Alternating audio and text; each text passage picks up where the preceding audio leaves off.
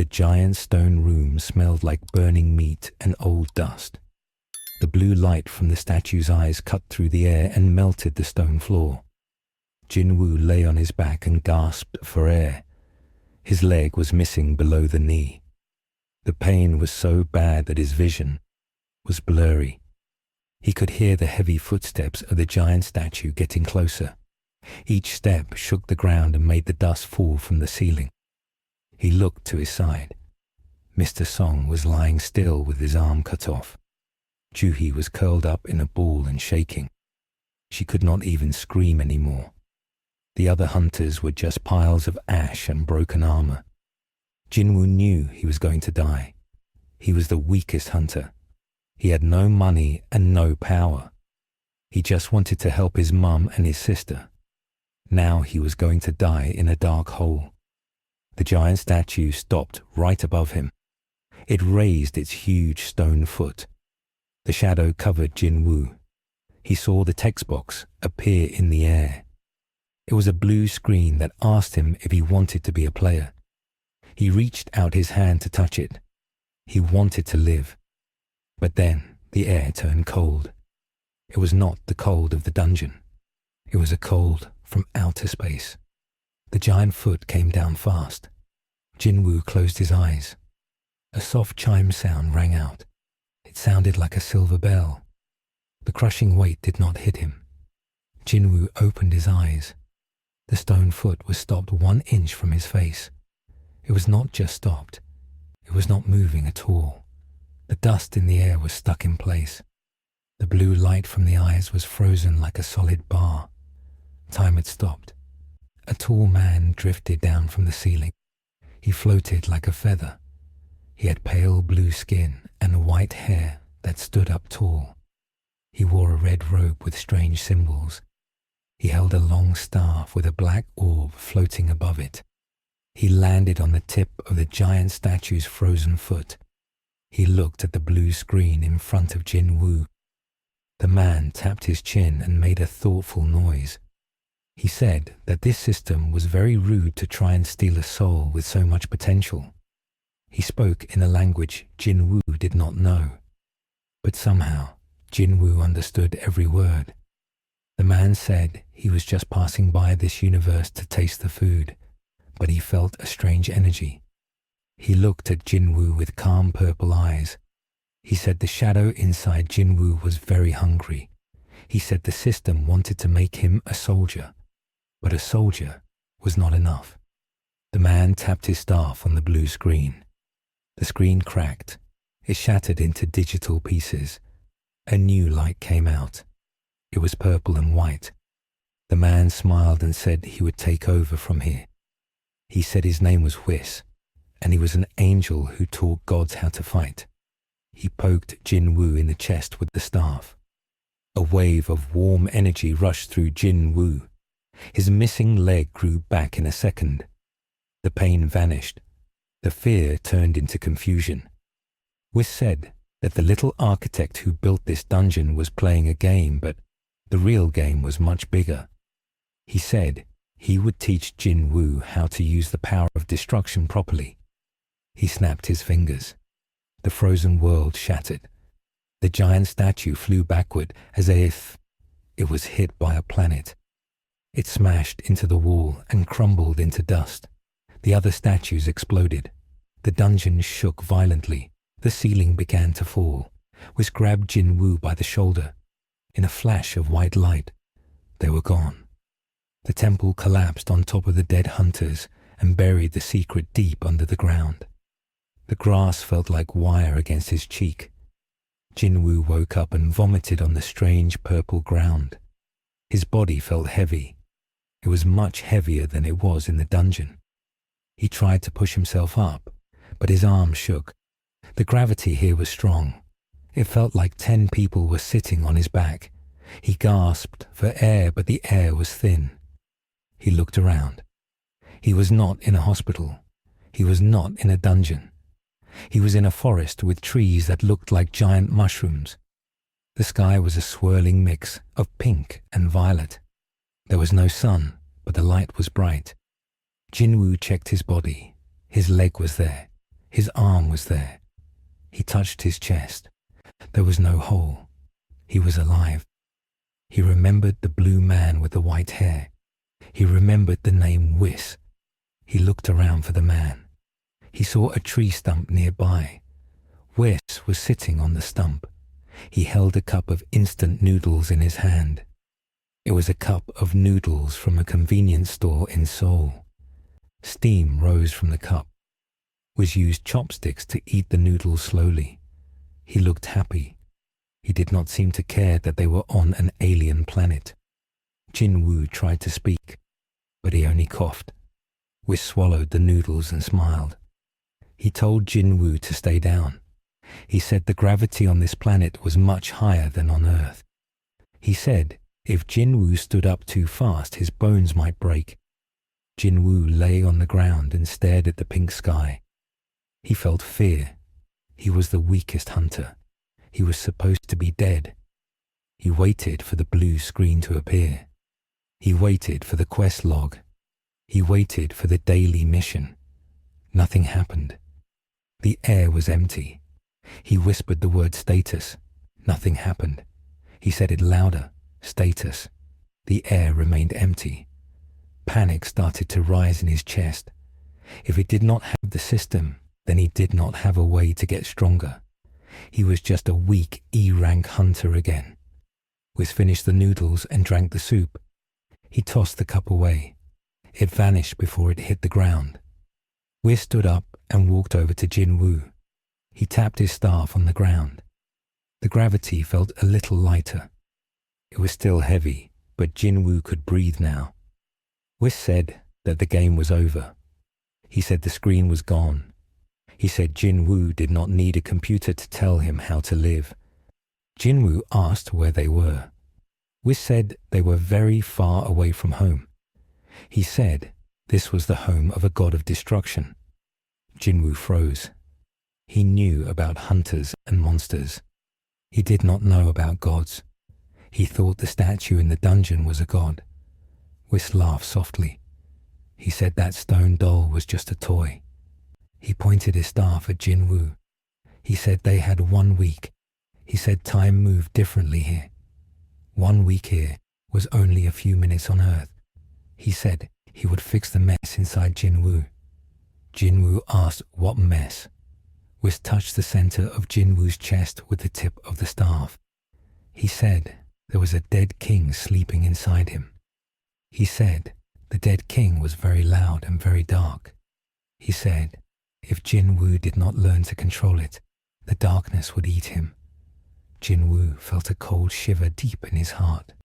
He felt something looking back at him from the inside. It was the Shadow Monarch. But the Shadow Monarch was quiet. It seemed afraid of the staff.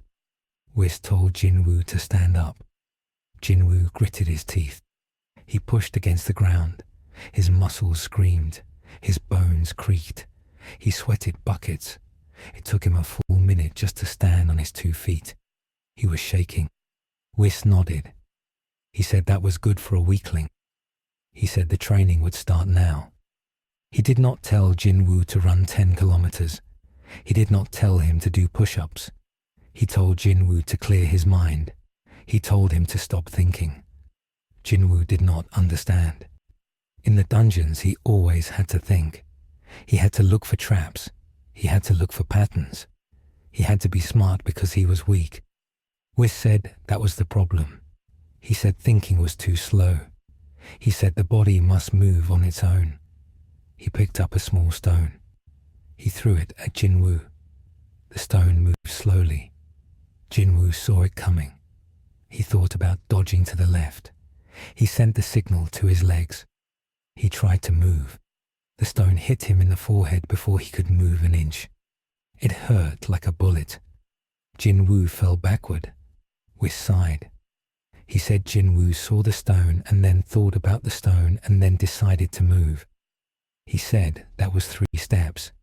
He said it should only be 1 step. Jin Woo rubbed his head. He was bleeding. He asked how that was possible. WHIS said they would do it until he understood. He picked up another stone. The training went on for hours. Jin Woo was covered in bruises. He was exhausted. He could barely see, but he could not stop. Every time he tried to rest, Whis threw a stone.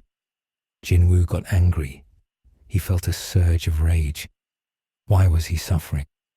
He survived the double dungeon just to be tortured by an alien angel. The anger woke up something inside him. A black smoke rose from his skin. His eyes glowed purple. The Shadow Monarch's power leaked out. Jin Woo felt strong. He felt faster. He saw the next stone coming. He swiped his hand to catch it. He felt powerful. Whis appeared in front of him instantly. He slapped Jin Woo's hand away. The black smoke vanished. Jin Woo fell to his knees. The power was gone. Whis looked stern. His face was not smiling anymore. He said that power was borrowed.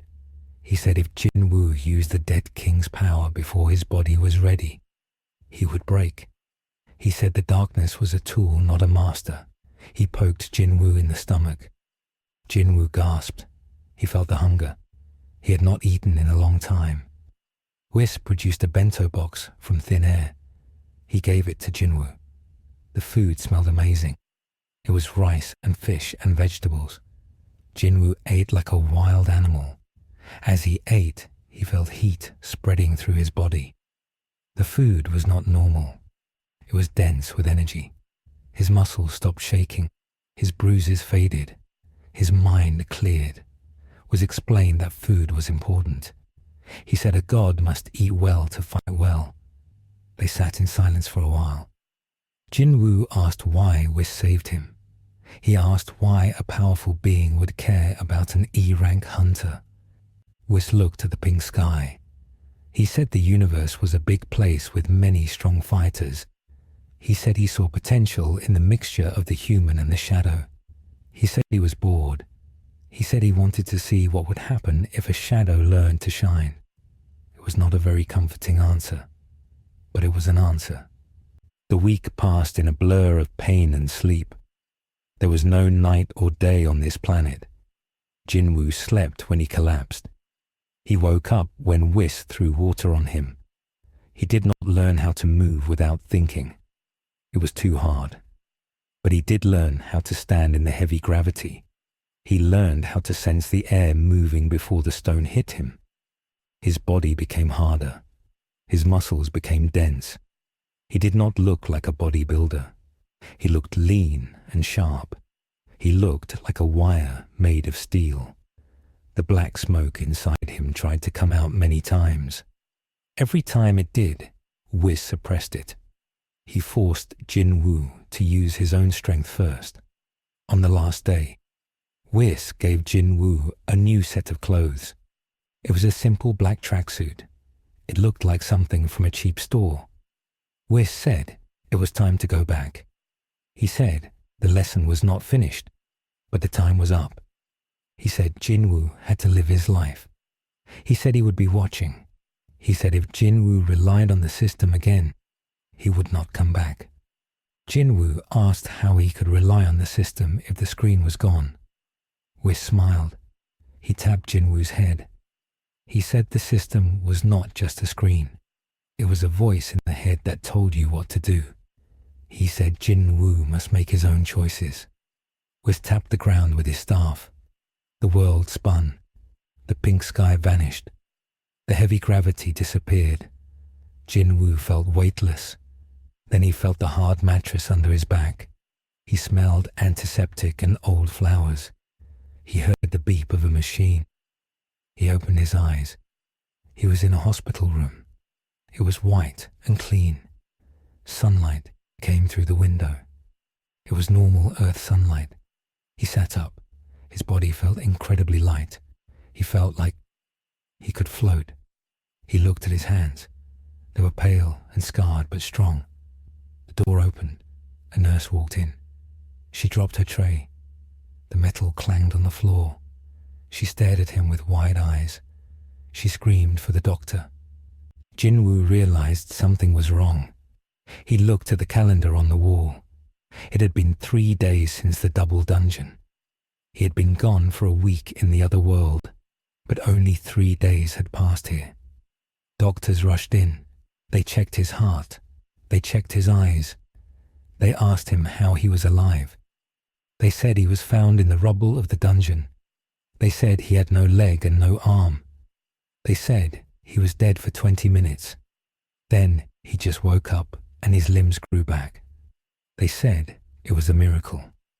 Jin Woo said nothing. He remembered WHIS healing him. It was not a miracle. It was an angel. He stayed quiet. He knew they would not believe him. Later that day, 2 men in suits came to see him. They were from the Korean Hunters Association. One of them was Woo Jin-chul. He had a sharp face and sunglasses. He looked dangerous.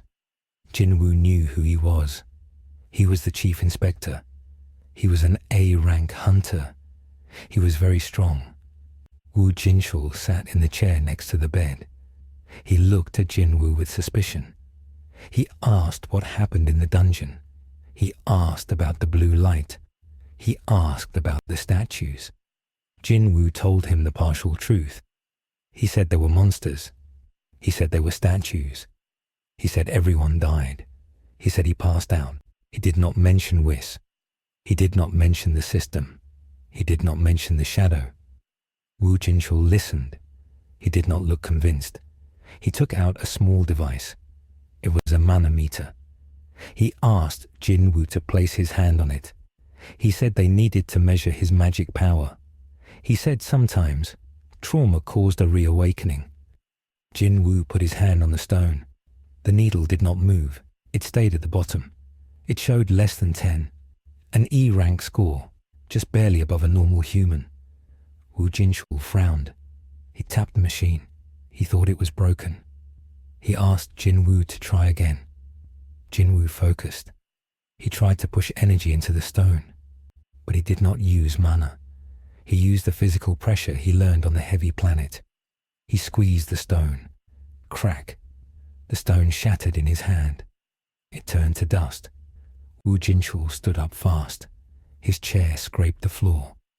He looked at the dust. He looked at Jin Woo. That was not magic. That was grip strength. But no E-rank hunter had grip strength like that. Woo Jin-chul took off his sunglasses. He looked into Jin Woo's eyes. He saw something there. He did not see fear. He did not see a weak victim. He saw a calmness that was unnatural. He felt a pressure coming from Jin Woo. It was not mana pressure. It was the pressure of a predator.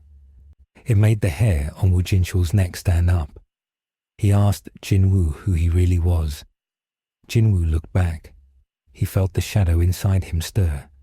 He felt the lesson of WHIS. Do not think, just react. He said he was Sung Jin Woo. He said he was a survivor. Woo Jin-chul stared for a long time. Then he nodded slowly. He said they would keep an eye on him. He left the room. Jin Woo was alone again. He looked at his hand. He clenched his fist. The power was real. He was not a player. He did not have a level. He did not have stats.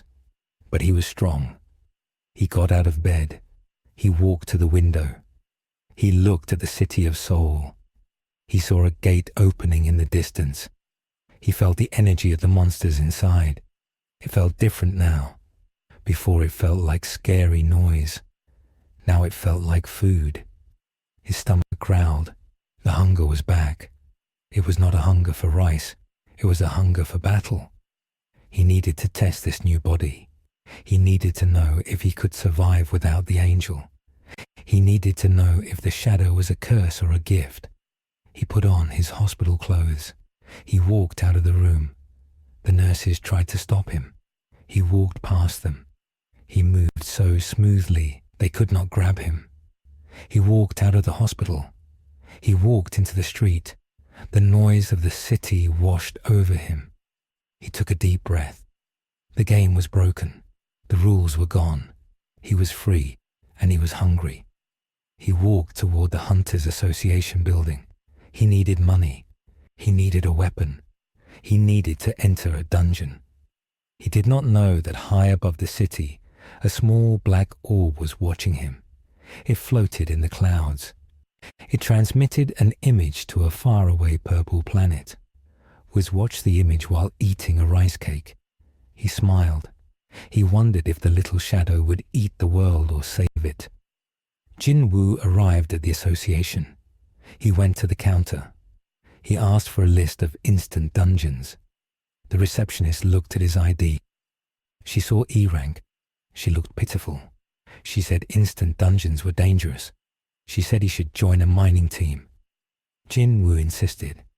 She gave him a key to a low-rank gate. It was an E-rank gate in a subway station. Nobody wanted it because the loot was bad. Jin Woo took the key. He took the subway to the station. It was blocked off by yellow tape. There were no guards. E-rank gates were ignored. He ducked under the tape. He walked down the stairs. The air got colder. The smell of rot got stronger. He stood in front of the gate. It was a swirling vortex of grey mist. He stepped through. The world shifted. He was inside the dungeon. It looked like the subway station but ruined. Vines grew on the walls. The lights flickered. He heard growling. 3 goblin monsters jumped out from behind a pillar. They were small but vicious. They held rusty knives. In the past, Jin Woo would have panicked. He would have run. He would have waited for a tank to take the aggro. Now he just watched them. They looked slow. They looked like they were moving underwater. One goblin lunged. Jin Woo did not think. He stepped to the side. The knife missed his chest by an inch. He grabbed the goblin's head. He squeezed. The skull crunched. The goblin turned to smoke. The other 2 goblins froze. They smelled the death. They screeched and attacked together. Jin Woo spun. He kicked the first one. It flew into the wall and exploded. He punched the second one. His fist went through his chest. It was easy. It was too easy. He looked at his hands. There was no level up sound.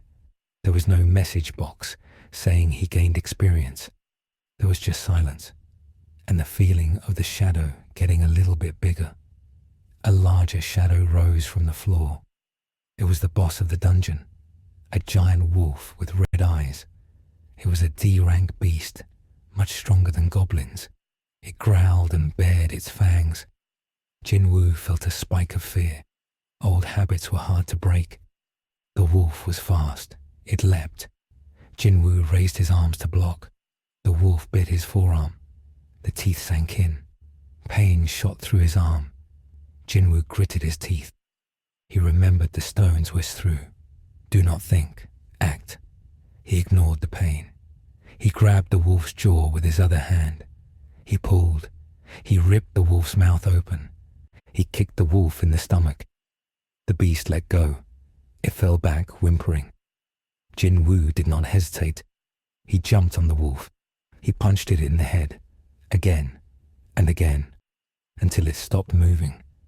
The wolf dissolved into black smoke. A small blue stone dropped on the ground, a mana crystal. Jin Woo picked it up. It was worth a few thousand won. He panted. His arm was bleeding, but the wound was already closing. The energy from the food Whisk gave him was still working. He looked at the black smoke from the wolf.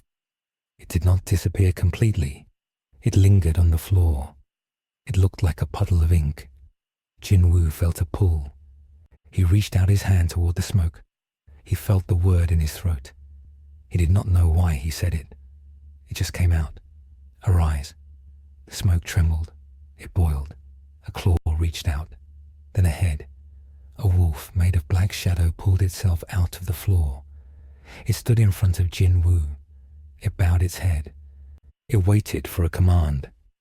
Jin Woo stared at it. He realized then that he was not alone. He had an army, and he had a teacher watching from the stars. This was not a game. This was a war, and he was the first soldier. The shadow wolf stood perfectly still in the flickering light of the subway station. It did not breathe. It did not make a sound. It was a hole in the world shaped like a beast. Jin Woo looked at it and felt a strange connection. It was not a pet. It was an extension of his own will. He could feel the wolf's loyalty like a physical weight in his mind. He tried to think of a name, but his mind felt blank. Names were for things that had lives. This thing was dead. It was a tool. He waved his hand and the wolf dissolved back into the darkness under his feet. The drain on his energy was immediate. He felt a sudden spike of hunger. It was a deep, gnawing emptiness in his stomach. The food Whis gave him was gone, and his body was burning calories at a terrifying rate just to exist. He left the dungeon and walked back up the stairs. The barrier tape was still there. No one had noticed him enter or leave. He checked his pockets. He had the mana stone from the boss. He needed to sell it. He needed money for food and for his mother's hospital bills. He walked to the nearest hunter market. The streets of Seoul were loud and bright. Neon signs flashed. People rushed by with phones in their hands. Jin Woo felt disconnected from them. He felt like he was watching a movie. His senses were dialed up to the maximum. He could hear the heartbeat of a man standing 10 meters away. He could smell the cheap perfume of a woman across the street. It was overwhelming. He had to focus on his breathing to dial it down. He sold the stone for a meager amount. It was enough for a few days of food, but not enough for the hospital rent.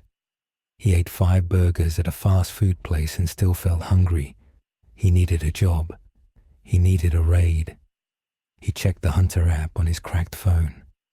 There was a listing for a C-rank dungeon raid. The team needed a porter to carry bags. The pay was good. It was dangerous for an E-rank hunter, but Jin Woo knew he was not E-rank anymore. He met the team at a construction site in the suburbs. The leader was a large man named Hwang Dong-suk. He had a fake smile and cold eyes. Jin Woo recognized the look. It was the look of a man who measured people by how much he could use them. There was another young man there named Yoo Jin-ho. He was wearing expensive armor that looked brand new. He looked nervous. He was clearly a rich kid trying to prove something. Jin Woo signed the contract without reading it. He did not care about the legal terms. He only cared about the dungeon. They entered the gate. It was a cave system with damp walls and glowing moss. The air was thick with magic power. The other hunters laughed and joked. They killed the insect monsters easily. Jin Woo walked in the back carrying the heavy equipment bags. The bags weighed over 100 kilograms, but to him they felt like pillows. He had to pretend to struggle. He had to wipe fake sweat from his forehead. It was tiring to pretend to be weak. They reached the boss room. It was a massive cavern with a sleeping giant spider. The ground was covered in white silk. There were sparkling rocks embedded in the walls, mana crystals, millions of one worth of crystals.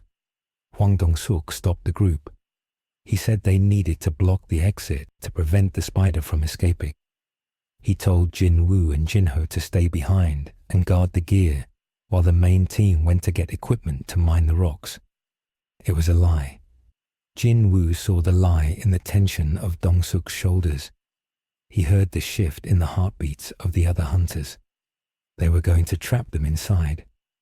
They were going to let the spider kill the witness and the extra share so they could keep the money. Jin-ho did not see it. He nodded eagerly. The team left. They walked out of the boss room and Dong-suk triggered a collapse. Rocks fell and blocked the tunnel. Jin-ho screamed. He ran to the rocks and pounded on them. He yelled for help. Jin Woo just dropped the bags. He stood in the silence and looked at the sleeping spider. Jin-ho fell to his knees. He was crying. He said they were going to die. He offered Jin Woo money. He offered him anything if he could save him. Jin Woo looked at the rich kid. He did not feel pity. He felt annoyance. He told Jin-ho to be quiet. The noise woke the spider. The giant arachnid shifted. Its many eyes opened. They glowed red in the dark. It hissed, and the sound was like tearing metal. It was a C-rank boss. For a normal team, this required strategy and a tank and a healer. Jin Woo had none of those. He only had the lesson from the Purple Planet. Destruction requires no strategy, only application. The spider lunged. It was fast. It shot a stream of acid from its mouth. Jinho screamed and covered his head. Jin Woo stepped forward. He did not run. He did not dodge. He slapped the air with his open palm. The pressure wave from his hand hit the stream of acid and blew it backward. The acid splashed over the spider's face. The beast shrieked. It was confused. It had never seen prey fight back with wind. Jin Woo moved. The ground cracked under his foot. He vanished from Jinho's sight. He appeared in the air above the spider. He brought his fist down. He did not use a dagger. He did not use a skill. He used gravity and mass. His fist hit the hard carapace of the spider's head. Crack! The sound was like a gunshot. The giant spider was slammed into the stone floor. The cave shook. Dust rained down. The spider's legs thrashed. It was not dead. It was tough. It tried to stab Jin Woo with a razor-sharp leg. Jin Woo caught the leg. The barbs dug into his skin, but he did not bleed. His skin had become as hard as ironwood under the heavy gravity training. He pulled. He ripped the leg out of the socket. Green blood sprayed. The spider screamed again. Jin Woo felt the hunger rise. The shadow inside him wanted to feed. He punched the spider again and again. He turned the head into a paste. The beast stopped moving. Silence returned to the cave. Jinho was staring at him with his mouth open. He was shaking. He had peed his pants. He asked what Jin Woo was. He asked if he was a false ranker, an A rank hiding as an E rank. Jin Woo did not answer. He looked at the dead spider. Black smoke rose from the corpse. It was thick and oily. Jin Woo reached out. Arise. The smoke twisted. It formed a giant spider made of shadow. It had no legs, just a mass of darkness that floated. It was weak. The soul was damaged because Jin Woo had pulped the brain. He dismissed it. It was useless. He turned to the blocked tunnel. He could hear voices on the other side. Dong-suk and his team were clearing the rocks. They expected to find 2 corpses. They expected to find a dead boss. They were laughing.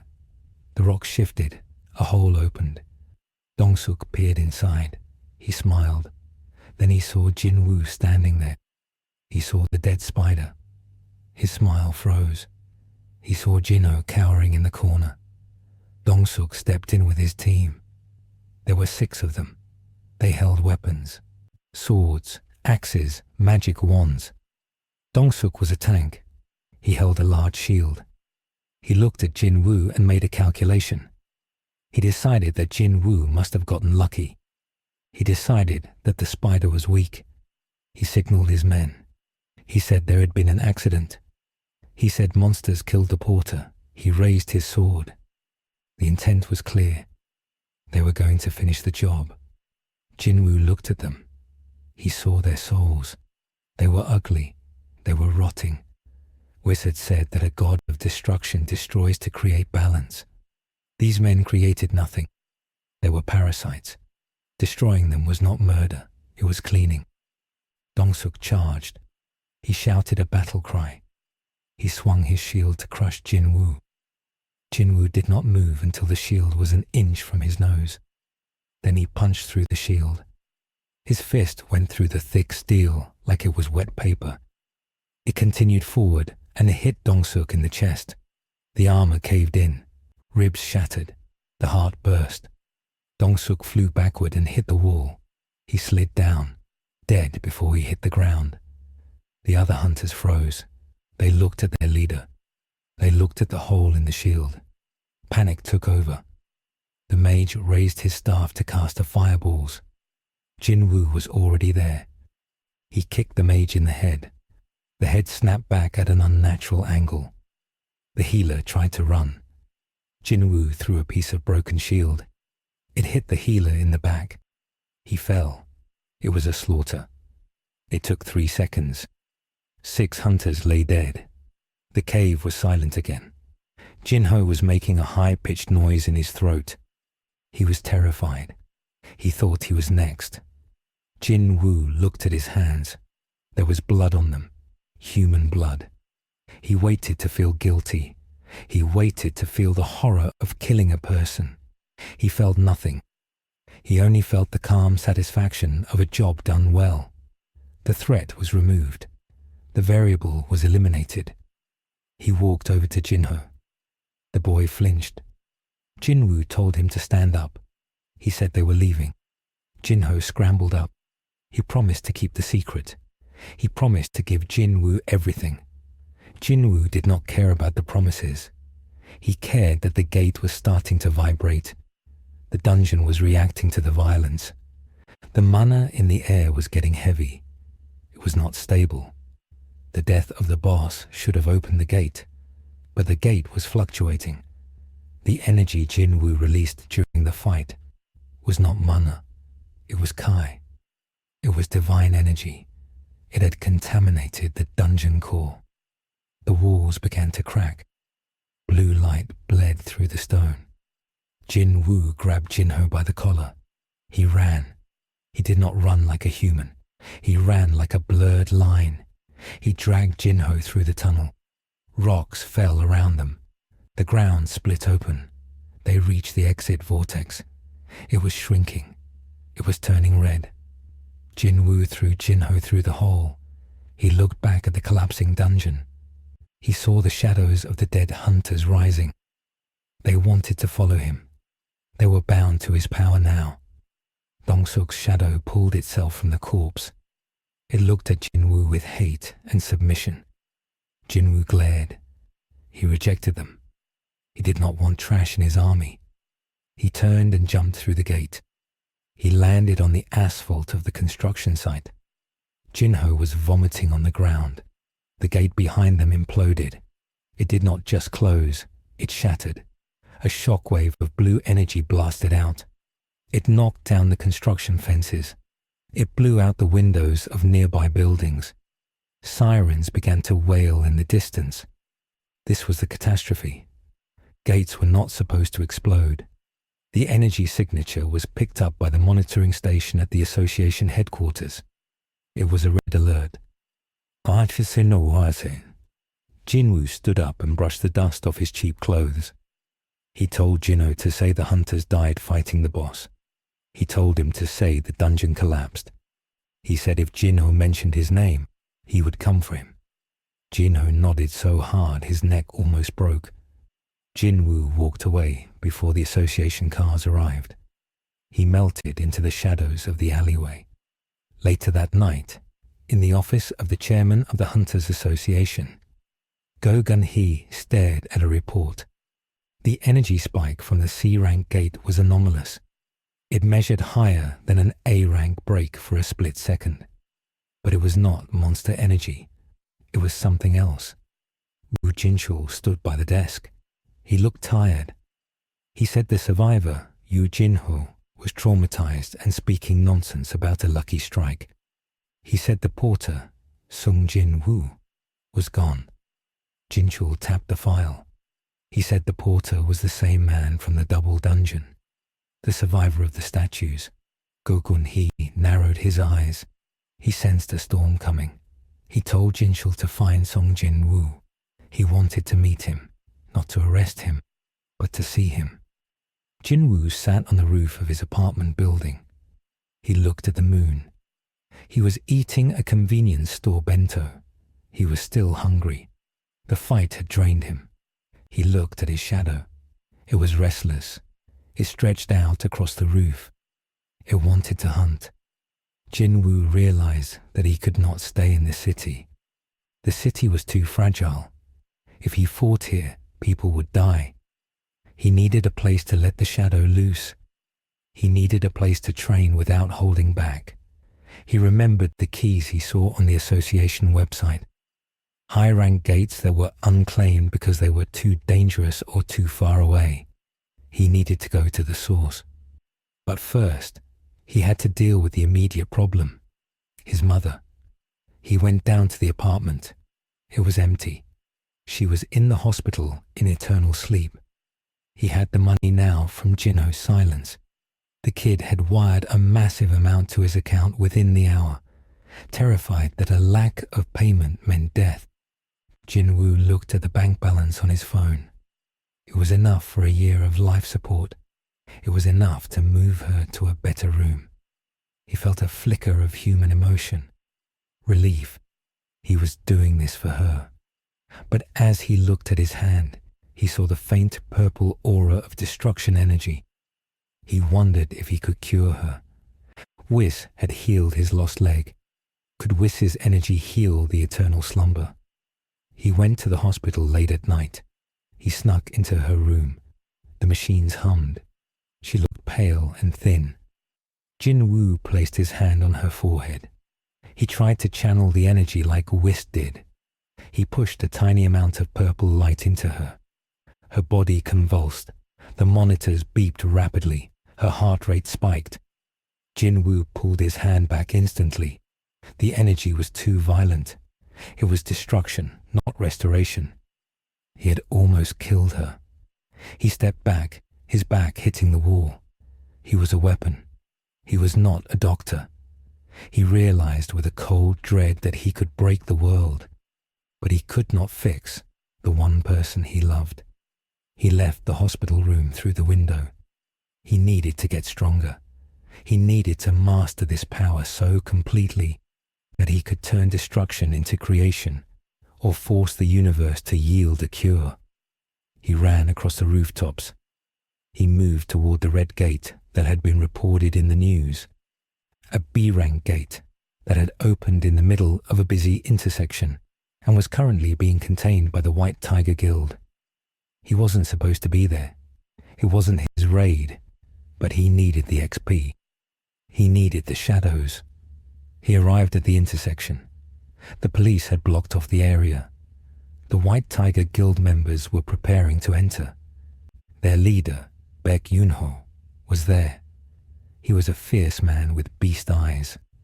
Jin Woo watched from a high building. He waited for them to enter. Once the raid team went inside, the gate would stay open for an hour before the connection stabilized. He could slip in behind them. It was illegal. It was a crime. But laws were for people who couldn't stop time with a silver bell. He dropped down. He moved faster than the police could see. He slipped into the swirling vortex just as the rear guard vanished. Inside the gate, it was a frozen wasteland. Snow howled. Ice covered everything. The White Tiger Guild was already engaged in combat with ice bears. They were shouting and casting spells. Jin Woo hid behind a ridge of ice. He watched. These were elite hunters. They were organized, but they were struggling.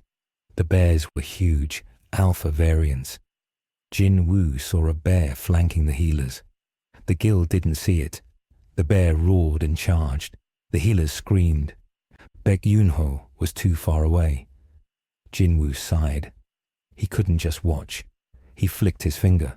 A compressed bullet of air shot from his thumb. It crossed the distance in a millisecond. It hit the bear in the temple. The bear's head exploded. The healers were covered in blood but alive. They looked around, confused. They didn't know what happened. Baek Yoon-ho turned. His beast eyes scanned the snow. He saw the direction of the attack. He looked at the ridge. He saw a shadow moving away. Jin Woo retreated deeper into the dungeon. He didn't want credit. He wanted the boss. He moved through the blizzard. He found a pack of ice elves. They were fast, agile archers. They spotted him. Arrows flew. Jin Woo walked through the arrows. He slapped them out of the air. He didn't bother to kill them one by one. He stomped his foot. The ice sheet shattered. The elves lost their footing. Jin Woo released his killing intent. It washed over them like a physical wave. The elves froze in fear. Their survival instinct told them that moving meant death. Jin Woo walked past them. He wasn't interested in small fry. He wanted the king. He found the boss's castle made of blue ice. The king of the ice elves sat on a throne. He was tall and arrogant. He sensed Jin Woo. He stood up and drew a sword made of winter itself. He spoke in a language of monsters. He asked who dared to enter. Jin Woo didn't speak. He just released the restraint on his energy. The purple aura flared up. The ice castle began to melt. The king's eyes widened. He recognized the energy. It wasn't mana. It was the energy of the end. The fight was short. The king was fast, but Jin Woo was predicting his moves before he made them. WHIS's training had been about reaction, but now Jin Woo was beginning to use foresight. He saw the muscle twitch. He knew the sword swing. He ducked under the blade and placed his palm on the king's chest. "Destruction," he whispered. A blast of purple light erupted. The king was vaporized. The castle shook and collapsed. From the steam and ruin, a shadow rose. It was the shadow of the Ice Elf King. It was strong, B-rank strong. It knelt before Jin Woo. "I serve," the shadow spoke in a hollow voice. Jin Woo nodded. He had a commander now. But outside, the gate was reacting again. The vaporization of the boss had released too much energy. The gate in the intersection began to expand. It was turning into a dungeon break.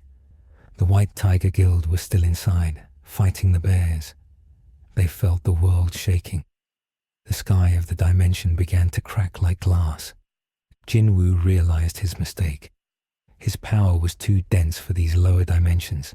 If he wasn't careful, he would kill everyone inside by collapsing the reality. He had to hold the dimension together. He raised his hands.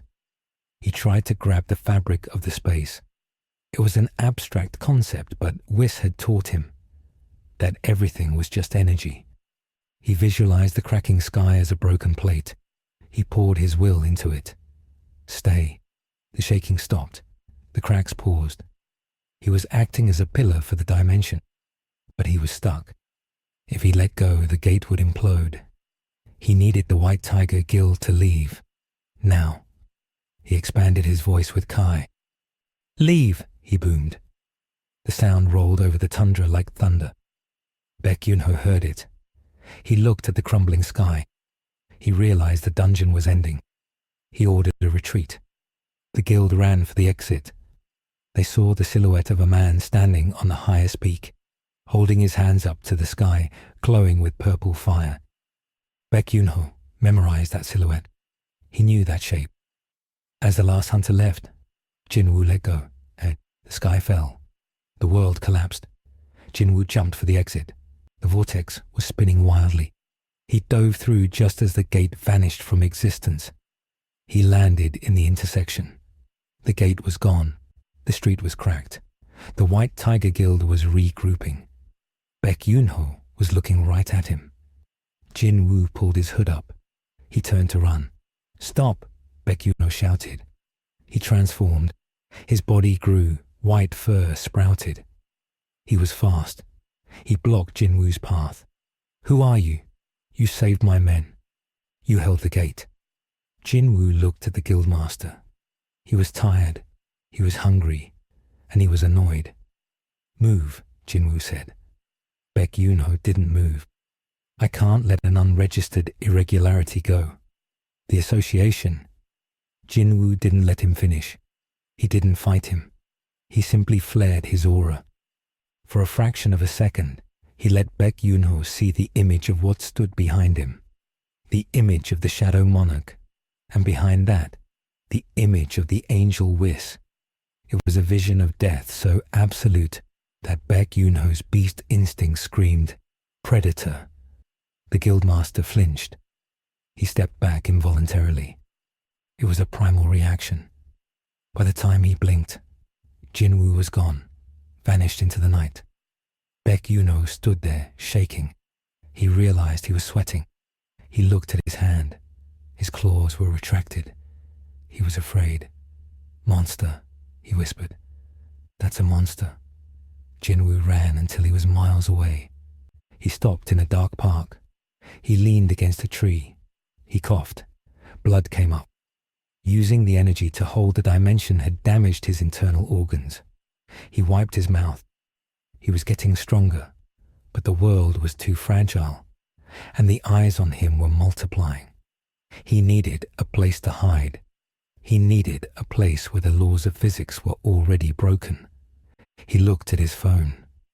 There was a rumor on the dark web forums, a rumor about a red gate that had appeared in the mountains, a gate that no one returned from.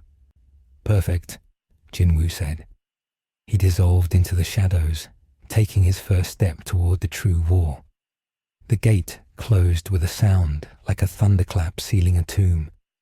The swirling vortex turned from blue to a dull, rusty red and then vanished, leaving only the empty air of the mountain pass. Inside, the world was a scorching wasteland of red sand and black rock. The sky was a bruised purple, devoid of a sun, yet baking with an oppressive heat. 20 hunters from the White Tiger Guild stood in formation, confusion rippling through their ranks. They were new recruits, mostly C ranks and B ranks, led by an A-rank tank named Kim Chul. They had expected a training exercise in a snowy elf forest. Instead, they were trapped in a red gate, a high-level anomaly that cut off all exit until the boss was slain. Kim Chul was shouting orders, his voice tight with panic masked as aggression. He was sorting the group, casting out the weak to save the strong. Among the discarded was a young girl, Han Song-yi, a E-rank student who had tagged along. She was shivering despite the heat, clutching her staff. Jin Woo watched from atop a jagged spire of rock. He had slipped in just before the closure, seeking the isolation of a closed dungeon to heal his damaged organs. His chest burned. The divine energy he had used to hold the B-rank gate open had scorched his mana circuits. He coughed into his hand, and it came away speckled with dark, coagulated blood. WHIS had warned him. The body of a human was a poor vessel for the power of a destroyer. Without the system to regulate the flow, Jin Woo was essentially running high voltage through a copper wire. He needed to rest, but the red gate was not a place of rest. He sensed the boss. It was not a beast. It was a warrior. A presence sat in the center of the wasteland, radiating a cold, metallic intent that cut through the heat. It was stronger than the Ice Elf King, much stronger. Down below, the group split. Kim Chul took the strongest hunters and marched toward the heat shimmer of a distant forest. He left the weak behind as bait. Han Song-yi and a few others huddled together. Terror etched on their faces. Jin Woo dropped from the spire. He landed silently in the sand behind them. They spun around, weapons raised, but lowered them when they saw his tracksuit. He looked like a civilian. He looked weak. He told them to stay close and not to make a sound. His voice was raspy. He did not offer comfort. He offered instructions. Survival was a calculation, not a promise. Outside the gate, the world was reacting to the disappearance of the White Tiger recruits. But a darker storm had arrived at Incheon International Airport. Hwang Dong-soo stepped off the plane from America. He was a massive man, an S-rank hunter with a reputation for brutality. He wore a white suit that strained against his muscles. He did not go to the association. He did not go to his family home. He went straight to a private car waiting for him. He had received the report.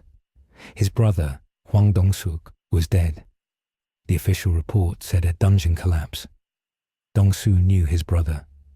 Dong-suk was a cockroach who survived by killing others. If he died, someone had killed him. And the survivor of that raid was a rich kid named Yu Jinho. Dong-soo checked his phone. He had the location of Jinho's father's construction firm. He was not going to ask questions. He was going to break bones until the truth fell out. Inside the red gate, night fell, bringing no relief from the heat. The sand cooled, but the air remained stifling. Jin Woo led the small group of survivors through a canyon. They were being hunted, not by beasts, but by armored bears with burning manes. The bears were silent, moving with military precision. Jin Woo's shadow wolf, which he had mentally named Tank, scouted ahead. Jin Woo felt the connection to the shadow waver. His focus was slipping due to the pain in his chest. A bear lunged from the darkness, claws glowing like molten steel. Jin Woo did not use the purple aura. He could not risk the recoil. He drew a steel dagger he had bought from the store. He moved with the raw physical speed WHIS had beaten into him. He ducked the claw, stepped inside the guard, and drove the dagger into the bear's eye. The blade snapped on the bone. The bear roared. Jin Woo dropped the broken hilt and used his bare hands. He grabbed the bear's throat and squeezed. The muscles tore. The windpipe collapsed. The bear died. Jin Woo stood over it, panting. His vision swam. The kill took too much effort. He was weakening. Han Song-yi stared at him. She saw the blood on his lips. She saw the broken dagger. She realized that this man was the only thing standing between her and death. She asked him who he was. Jin Woo did not answer. He was busy listening to the wind. The screams of Kim Chul's group drifted from the forest. They were dying. The boss was active. Jin Woo looked at the shadows stretching across the canyon floor. He needed more soldiers. He placed his hand on the dead bear. Arise. The shadow struggled. It resisted. Jin Woo's will was compromised by his pain. He gritted his teeth, forcing his dominance onto the dead mana. The shadow surrendered. A bear made of inky blackness rose. It was smaller than the original, weaker, but it was his. They moved toward the center of the wasteland. The source of the metallic power was there. It was a ruined throne room, open to the sky, surrounded by pillars of red stone. Sitting on the throne was a knight in blood-red armor. A long plume of red horsehair trailed from its helmet. It held a greatsword that pulsed with a heartbeat. Igris, the blood-red commander. This was the test. In the original timeline, this would have been a job change quest. Here, it was simply an executioner waiting for a victim. Jin Woo told the survivors to hide. He walked into the throne room alone. Igris stood up. The knight did not attack immediately. It tossed its cape aside. It dropped its sword. It challenged Jin Woo to a duel of hands.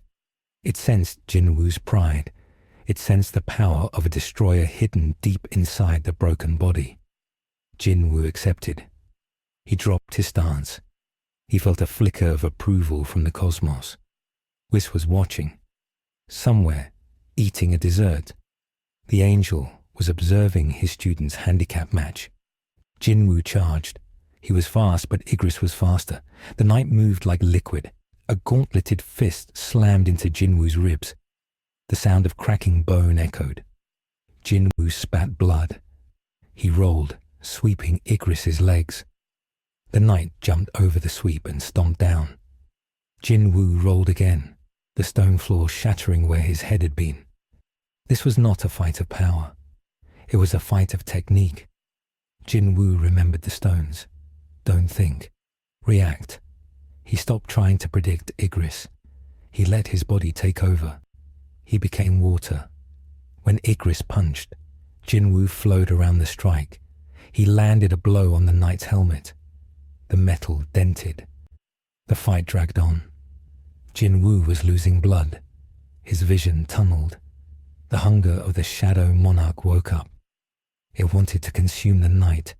It wanted to blast the room with purple fire. Jin Woo suppressed it. If he used the blast, he would destroy the knight's body, and he couldn't extract the shadow.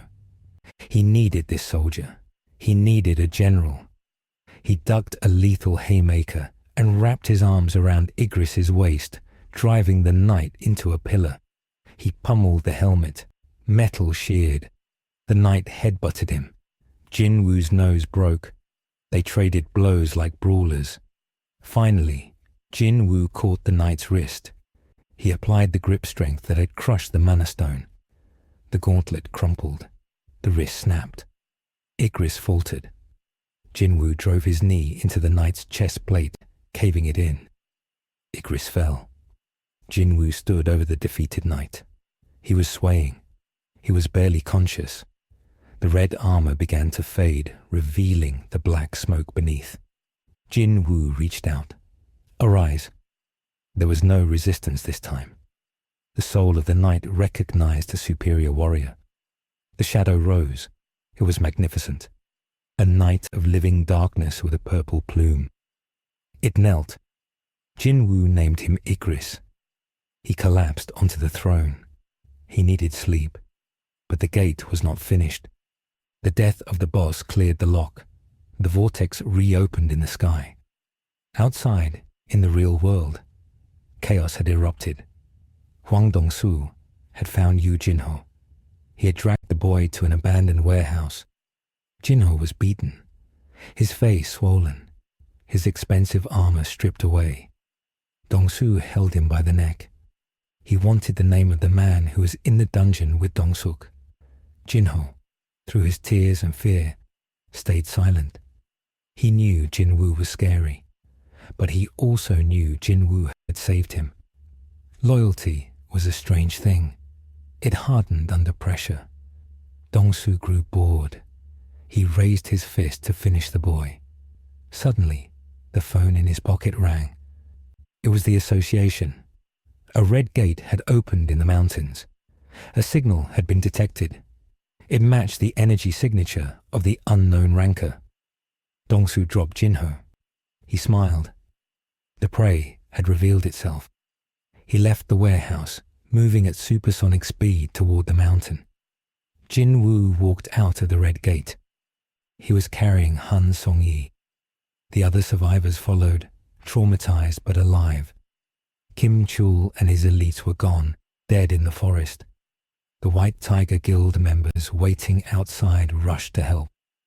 Baek Yunho was there. He saw Jin Woo. He saw the battered state of the man. He saw the shadow of the night fading into Jin Woo's shadow. Baek Yunho felt the fear again, but this time it was mixed with awe. He approached Jin Woo. "You," Baek Yunho said. "You cleared it." Jin Woo did not answer. He set the girl down. He looked at the horizon. He felt a massive presence approaching. Fast, malicious. It was an S-rank presence. It felt like a landslide made of hate. Jin Woo knew who it was, the brother. He was too injured to fight an S-rank hunter. His body was at its limit. His mana circuits were fried. He had Igris, but Igris was new and leveled down. The boom of a sonic boom tore the air. Huang Dongsu landed in the clearing. The impact created a crater. Dust billowed. The White Tiger hunters were blown back. Dongsu stood up, his eyes scanning the crowd. He locked onto Jin Woo. There was no need for questions. The resemblance to the description, the aura, the smell of Dongsuk's blood that seemed to cling to fate itself. "You killed him," Dongsu said. It wasn't a question. Jin Woo stood straight. He wiped the blood from his chin. He did not deny it. "He tried to kill me." Dongsu laughed. It was a dry, ugly sound. "So what? You're trash. He was my brother." Dongsu flared his mana. The pressure was immense. The ground cracked. The C-rank healers fainted. Baek Yunho stepped in between them. His eyes glowed yellow. He transformed partially, muscles bulging. "Stand down, Huang Dongsu," Baek Yunho growled.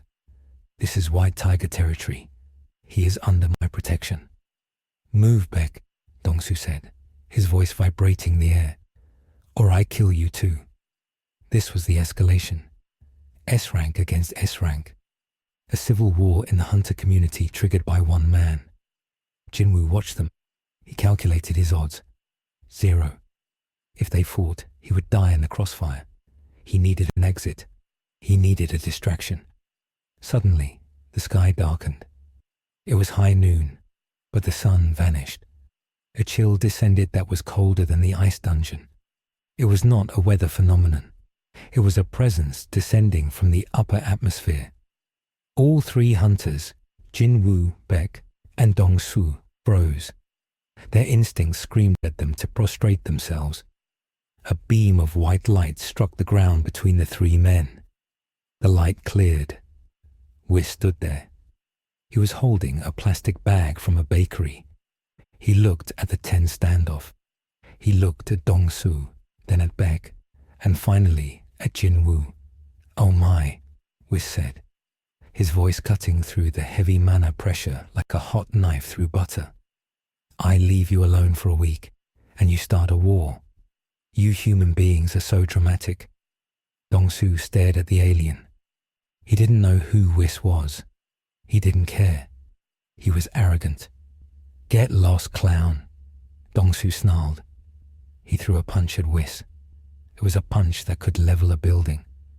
Whis didn't move his feet. He simply tilted his head. The fist passed through the space where his head had been. Whis tapped Dong Su on the forehead with his index finger. Just a tap. Dong Su's eyes rolled back in his head. The massive S-rank hunter collapsed instantly, unconscious before he hit the ground. Silence. Absolute, terrifying silence. Baek Yoon-ho fell to his knees. He understood what he had just seen. That was not a hunter. That was a god. Whis looked at Jin Woo. He frowned. He pointed at Jin Woo's chest with his staff. "You're broken again," Whis said, sounding disappointed. "I told you to control the destruction, not let it eat your lungs. You are using the power like a sledgehammer when it should be a scalpel." Jin Woo looked at the angel. He felt a wave of shame. He had survived, but he had failed the lesson. "We are leaving," Whis said. "The training wheels are coming off. This planet is becoming too loud." "I can't leave," Jin Woo said, his voice raspy. "My mother, she is fine," Whis said dismissively. "Sleep is safe, but you are not." Whis looked up at the sky. "You attracted attention, not just the angry man in the white suit. Something else saw you when you broke the red gate. Something from the gap between dimensions." Jin Woo looked up. He felt it too. A cold gaze lingering on the back of his neck. The architects, or the monarchs. The balance had shifted. "Where are we going?" Jin Woo asked. "To a place where time is even slower," Whis said.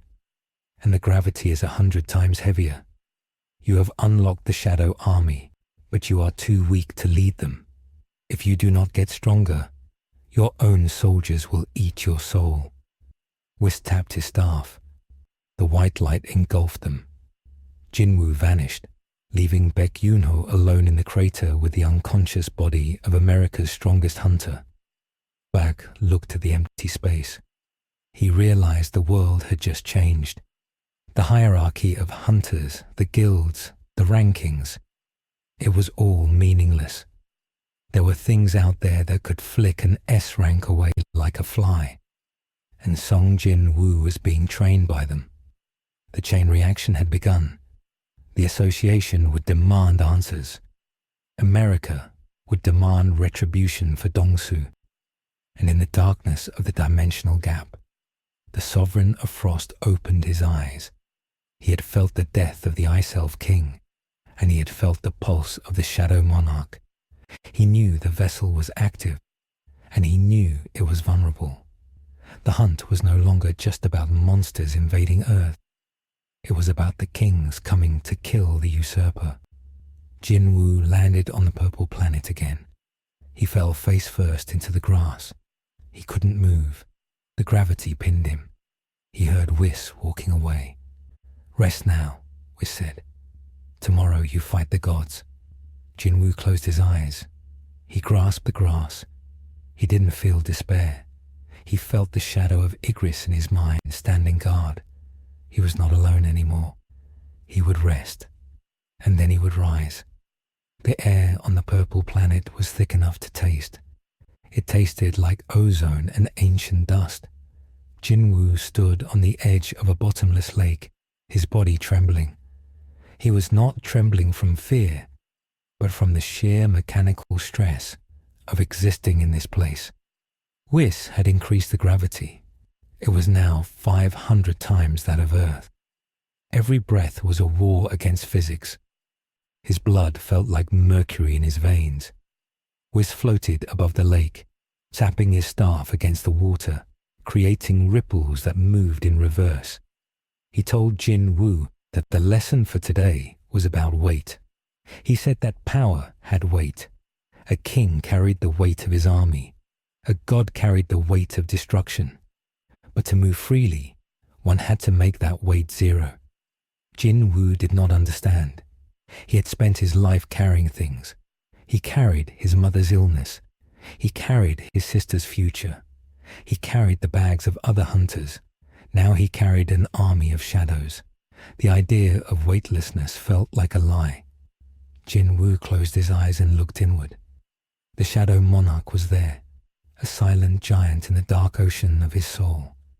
The monarch offered him power, endless, deep, cold power. It was the power of the black heart, the mana organ of the king of the dead. WHIS had told him not to touch it yet.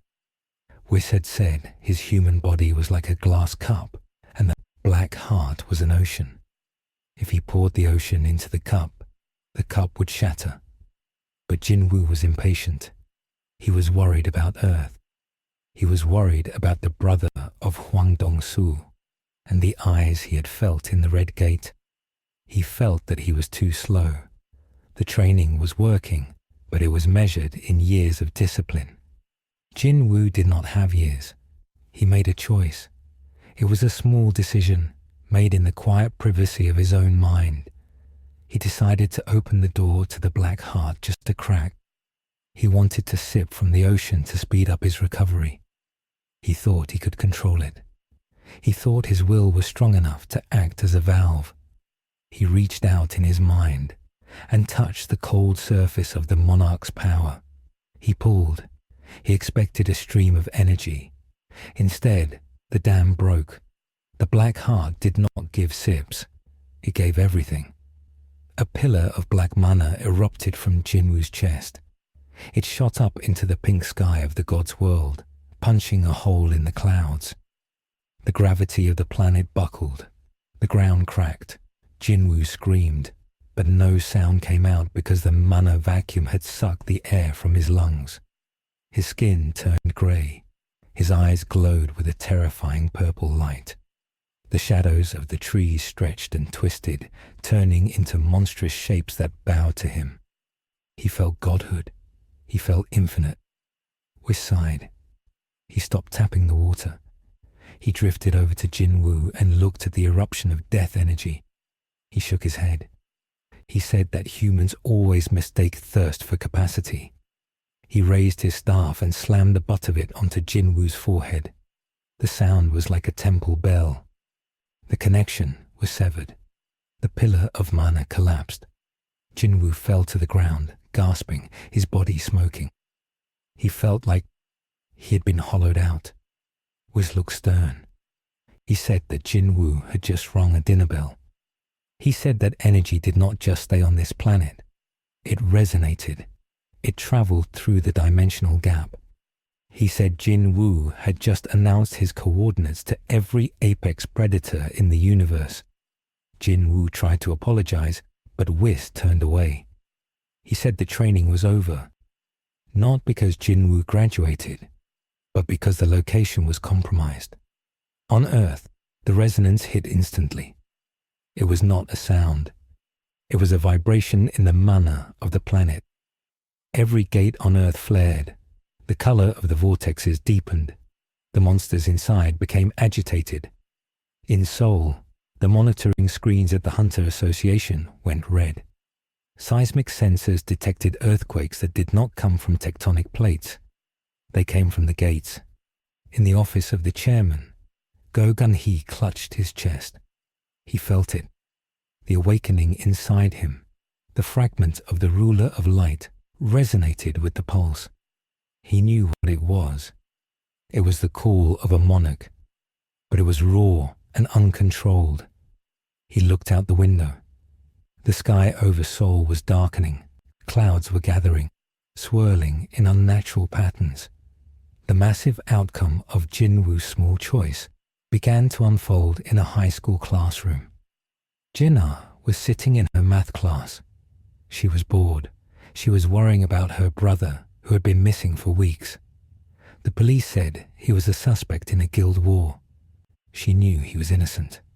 Suddenly, the air in the classroom dropped 20 degrees.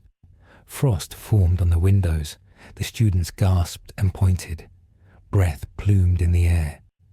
A crack appeared in the air above the teacher's desk. It was not a gate. It was a tear. A blue hand reached out. Then another. An orc, but not a normal orc. It was a high orc with blue skin and red tattoos. It stepped out of the tear, holding a massive axe. The teacher screamed. The axe swung. Silence fell. The school erupted into chaos.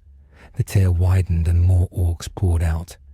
They were the vanguard of the Frost Sovereign. They had been waiting in the space between dimensions, unable to pinpoint the location of the vessel. Jin Woo's pulse had acted as a lighthouse. It led them not to him, but to his strongest emotional tether, his sister. The orcs did not kill randomly. They were hunting. They moved through the halls, sniffing the air. They ignored the fleeing students and headed straight for the senior wing. Jinna ran with her friend. They hid in the storage room of the gymnasium. She was shaking. She took out her phone. No signal. The mana interference was too strong. She clutched the necklace her brother had given her. It was a cheap trinket, but she held it like a prayer. In the storage room, the shadows in the corner began to boil. A soldier emerged. It was a standard shadow infantryman, one of the few Jin Woo had left behind as a silent guard. He had ordered it to stay hidden in her shadow. It was weak. It was barely E rank in power. It stepped forward, raising a rusted sword. It stood in front of the girls. The door to the storage room exploded inward. A high orc captain stepped in. He was 7 feet tall. He laughed when he saw the shadow soldier. He sensed the trace of the monarch on it. He raised his club. The shadow soldier charged. It was brave, but bravery is not physics. The club smashed the shadow into smoke. The connection snapped. On the purple planet, Jin Woo felt the death. He felt the exact moment his soldier was destroyed. He felt the fear of his sister. It hit him harder than the gravity. He scrambled up, ignoring the pain in his mana circuits. He grabbed WHIS's robe. He begged to be sent back. He said they were at the school. WHIS looked at him with cold eyes. He said this was the cost. He said if Jin Woo left now, he would be going back as a failure. He would be going back with a broken body and half-baked power. He said the enemy was not just an orc. It was a trap laid by a king. If Jin Woo stepped into it, he might die. Jin Woo did not care. He said he would rather die saving her than live to be a god. WHIS stared at him for a long moment. Then he smiled, a small, sad smile. He said that was a very human answer. He tapped the ground. A wormhole opened. It was not the gentle white light of travel. It was a tear in space. He said he could not go with him. The rules of the angels forbade direct interference in the War of Kings. He said Jin Woo was on his own. He handed Jin Woo a single small bean, a senzu bean. He said to eat it only when he was truly dead. Jin Woo took the bean. He jumped into the tear. He fell through the void. He saw colors that did not exist. He felt his body being stretched and compressed. He focused on the signature of his sister. He locked onto it. He forced the wormhole to exit there. He burst out of the air in the gymnasium of the high school. He hit the floor hard, cracking the wood. He was smoking. His clothes were torn. The gravity of the alien planet still clung to his cells, making him heavy. He looked up. The High Orc captain was reaching for Jin'ar. The girl was screaming. The orc froze. He looked at the intruder. He smelled the scent of the monarch. The orc roared in triumph. He had found the target. He swung the club at Jin'ar, intending to crush her to provoke the king. Jin Woo did not move like a hunter. He moved like a disaster. He did not use a weapon. He used the destroy energy he had touched earlier. He couldn't control it, so he just let it coat his hand. He lunged. He caught the club. The wood and iron of the weapon turned to dust instantly upon contact with his violet-writhed hand. The orc looked confused. Jin Woo's hand continued forward. He palmed the orc's face. "Erase," he whispered. The purple light flared. The orc's head vanished. It didn't explode, it just ceased to exist.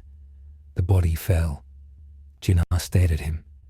She saw a man who looked like her brother, but he was taller, with longer hair and eyes that burned with a terrifying light. He looked like a demon. "Oppa," she whispered. Jin Woo looked at her. The purple light in his eyes faded, replaced by human warmth. He nodded. He tried to speak, but he coughed blood. The transition had torn his muscles. The use of destruction energy had burned his hand.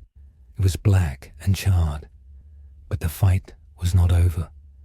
The school was full of orcs, and outside the sky was cracking further. The Frost Sovereign was not here personally. He could not descend without a vessel, but he was projecting his will through the gate.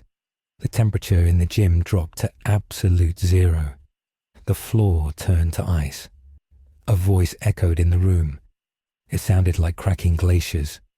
It mocked the Shadow Monarch for being weak. It mocked him for caring about a human larva. Jin Woo stood up. He told Jin'ar to close her eyes. He reached into his shadow. He pulled. "Igris." The Red Knight rose. But he was different. The atmosphere of Beerus's planet had changed him too. His armor was darker, and his plume was violet. He radiated a heat that countered the cold. Jin Woo summoned the rest. The bears, the wolf. He had an army of 30 soldiers. It was small, but they were angry. They felt their king's rage. "Kill them all," Jin Woo ordered. "Leave nothing but ash." The shadows exploded outward. Igris moved like a streak of lightning. He decapitated 3 orcs before they could raise their weapons. Tank the bear plowed through the wall, mauling the archers in the hallway. Jin Woo stayed by his sister. He was the anchor. If he moved, the cold would take her. He acted as a heater, flaring his mana to keep the frost away. He watched the slaughter. It was brutal. The shadows were not fighting with honor. They were tearing the orcs apart. It was a massacre. Outside the school, the Hunter Association had arrived. Wu Jinshul led the containment unit. They had set up a perimeter but could not enter. The barrier around the school was made of solid magic. It was S-rank level. They could only watch as flashes of purple and blue light exploded in the windows. Then, the barrier shattered. Not from the outside, but from the inside. A shockwave of pure force blew the windows out. The orcs stopped coming out. Silence returned. Wu Jinshul led a team inside. They walked through the halls.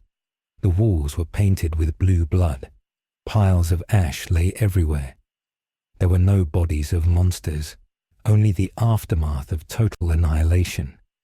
They reached the gym. They saw the students huddled in the corner, alive but terrified. In the center of the room, Sung Jin Woo sat on a pile of broken gym equipment. He was holding his sister's hand. He looked up as the hunters entered.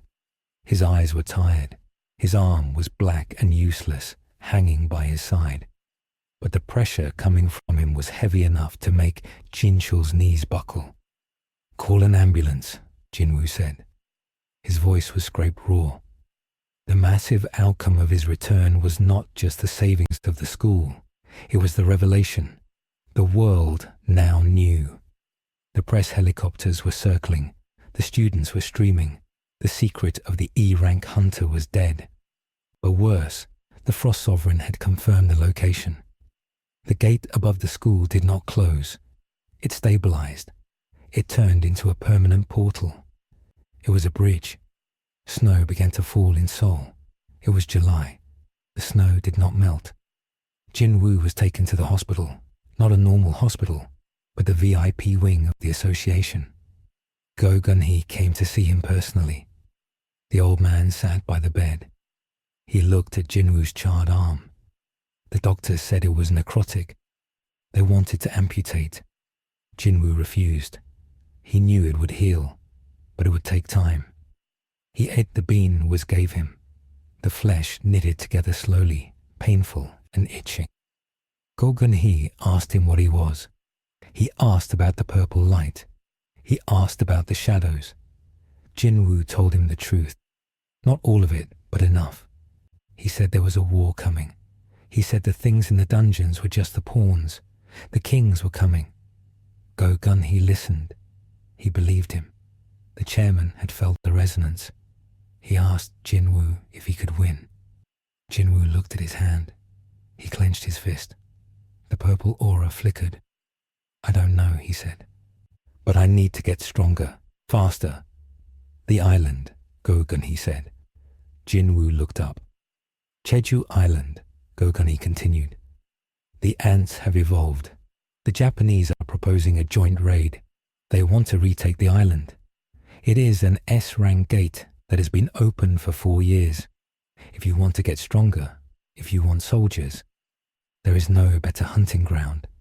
It was a distraction, or a trap, or an opportunity. The Ant King was there, a being that was born to fight. Jin Woo felt the hunger of the Shadow Monarch stir. It wanted the ants. It wanted the queen. But before he could answer, the door opened. A man walked in. It was not a doctor. It was a tall, foreign man with blonde hair and a confident smile. Thomas Andre, the Goliath, the national-level hunter from America. He filled the room with his presence. He wore sunglasses indoors. He looked at Jin Woo. So, you're the kid who knocked out Hwang Dong-soo, Thomas said. His Korean was bad, heavy with an accent. Jin Woo sat up. He didn't blink. He attacked me. I know, Thomas grinned. Dong-soo is an idiot, but he's my idiot. And you made my guild look weak. The tension in the room spiked. Go Gun-hee stood up, his manner flaring. Thomas, this is my jurisdiction. Thomas waved a hand. Relax, old man. I'm not here to fight. I'm here to recruit. He took off his sunglasses. His eyes were like blue lasers. The Scavenger Guild will pay you 10 times what the association pays. We will give you the best healers. We will fix that arm. I'm not for sale, Jin Woo said. Thomas leaned in. Everything is for sale, kid. You just haven't heard the price. I have a price, Jin Woo said. Information. What kind? The upgraders, Jin Woo said. The ones who can awaken a hunter a second time. I know they exist. I need to find the one called Norma Selner. Thomas paused. His smile vanished. That's a state secret. How do you know that name? Jin Woo didn't answer. He had heard Whis mutter it once. Whis had said that there was a human woman who was trying to do an angel's job. Jin Woo needed to stabilize his mana circuits. The bean healed his flesh, but his channels were still cracked from the destruction energy. He needed an external buffer. He needed the upgrader. Thomas stood up straight. He put his glasses back on. If you survive the island, he said, come to America. We'll talk. He turned to leave. At the door, he stopped. By the way, watch your back. Dong-soo woke up yesterday. He's not happy, and he's not listening to orders anymore. Thomas left. Jin Woo looked at the window. The snow was still falling. The city was turning white. The Frost Sovereign was watching. The training wheels were gone. Whis was gone. Jin Woo was alone on a planet that was rapidly becoming a battlefield. He looked at his shadow. Igris was there, waiting. "We go to Jeju," Jin Woo said. "We need an army." The choice to return early had saved his sister, but it had accelerated the timeline of the apocalypse. The monarchs were moving up their schedule. The architects were recalibrating the system. And in the darkness of the Jeju tunnel, the Ant King hatched early. It screeched, and the sound carried a frequency that matched the purple light in Jin Woo's eyes. It was waiting for him. The predator and the prey were rushing toward a collision that would sink the island. Jin Woo closed his eyes and tried to meditate. He tried to remember the feeling of the heavy gravity. He tried to separate the destroy from the shadow. He visualized the two powers as oil and water. He had to learn to emulsion them. He had to become the mixer. If he failed, the next time he used the purple light, it wouldn't just burn his arm. It would erase his soul. He had traded safety for time. Now he had to pay the interest. The helicopters cut through the storm that raged over the East Sea. Rain lashed against the windows of the transport carriers, mixing with the salt spray of the ocean. Inside the lead chopper, the Korean S-rank hunters sat in grim silence. They were flying into a graveyard. Jeju Island had been dead for 4 years, a kingdom of ants that had consumed everything. The plan was simple on paper. The Japanese hunters would draw the main army to the outskirts, while the Korean team struck the center to kill the queen. But plans were fragile things in the face of absolute power. Jin Woo was not on the main chopper. He was not on the manifest. He was flying on the back of a wyvern made of shadow high above the clouds. He had extracted the wyvern from a lesser dungeon days before, a frantic preparation for the war he knew was coming. The wind bit at his face, but he felt nothing. His arm was wrapped in bandages, pulsing with a dull, sickening heat. The destruction energy was dormant, but it was there, a sleeping dragon waiting to wake up and eat him alive. He looked down at the island. It looked like a festering wound on the surface of the sea. He could feel the millions of heartbeats down there, and he could feel the one heartbeat that drowned out all the others. The king was awake. The battle began with a signal flare that was swallowed by the dark clouds. On the coast, the Japanese team engaged the ant wave. It was a slaughter, but not the one they expected. The ants were faster, smarter, and stronger than the data suggested. Goto Ryuji, the strongest hunter in Japan, realized the mistake within minutes. These were not insects, they were soldiers. They moved in phalanxes. They used feints. They knew how to flank. The Japanese line buckled. Panic spread. Goto ordered a retreat, but the retreat was cut off. A black blur moved through the Japanese ranks. It did not stop to eat. It did not stop to gloat. It simply removed heads. One by one, the S-rank hunters of Japan fell, their bodies limp before they hit the wet sand. Goto Ryuji stood alone, his sword raised, his eyes wide with a terror he had never known. The blur stopped in front of him. It was the Ant King. It had wings of iridescent black and eyes that held a human-like malice. It spoke. It asked where the king of humans was. Goto swung his sword. The Ant King caught the blade between 2 fingers and snapped it. Then it snapped Goto's neck. The Japanese diversion was over in 10 minutes. The ants turned inward. They marched toward the center of the island. In the ant tunnel, the Korean team was fighting for their lives. They had reached the queen's chamber. The queen was massive, a bloated factory of monsters. Choi Jong-in rained fire upon her, burning the eggs, burning the walls. Baek Yoon-ho tore through the royal guards with his bare claws. Cha Hai-in danced through the chaos, her sword a streak of light. They were winning. For a moment they thought they had done it. The queen shrieked as Baek Yoon-ho crushed her skull. She died. The silence that followed was heavy. The hunters panted, smiling at each other. They had reclaimed the island. Then the ceiling imploded. The Ant King descended. It did not land softly. It crashed down like a meteor, creating a shockwave that threw the hunters into the walls. Dust and rock filled the air. When it cleared, the king stood over the corpse of its mother. It let out a sound that was not a scream.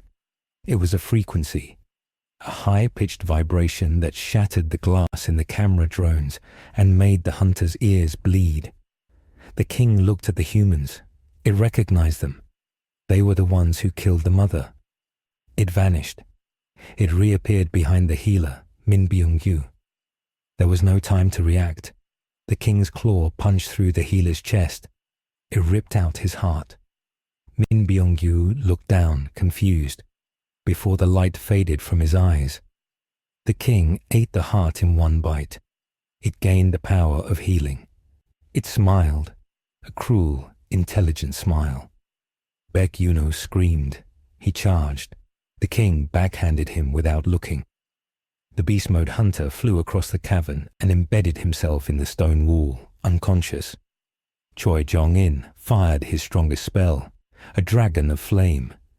The king opened its mouth and screeched. The sonic force blew the fire out like a candle. It grabbed Choi by the neck and slammed him into the ground. Bones shattered. Cha Hai-in was the only one left standing. She was shaking.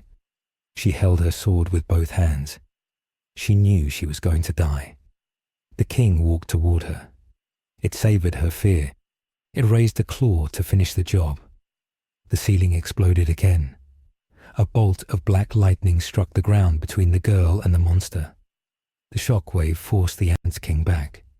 Sung Jin Woo stood in the crater. He wore his black hoodie, the hood up. Shadow soldiers poured out of his shadow like a flood. Iron, the giant knight, Tank, the bear, and Igris, the commander. They formed a wall around the fallen hunters. Jin Woo did not look at Cha Hai-in. He looked at the Ant King. The two predators locked eyes. The air between them shimmered. The pressure of their killing intent caused the rocks to float. The Ant King spoke.